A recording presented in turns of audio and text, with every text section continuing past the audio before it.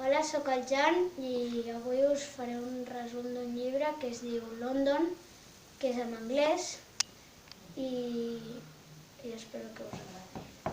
Aquest llibre va de 4 nens que estan en un pícnic, cada un està fent una cosa diferent i de sobte senten un soroll i van a veure què ha passat i un noi gran estava plantant el primer arbre de tot Londres i es van quedar molt parats.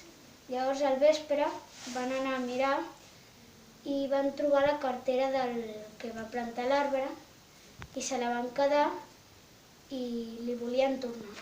Llavors van anar a casa d'aquesta persona i els guàrdies li van dir que estava mirant un partit de tennis i van anar al partit de tennis i no podien entrar perquè s'havien acabat les entrades i es van esperar fora.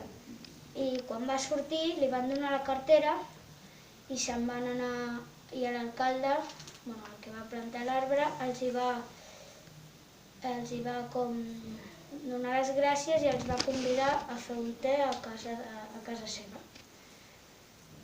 I ja està.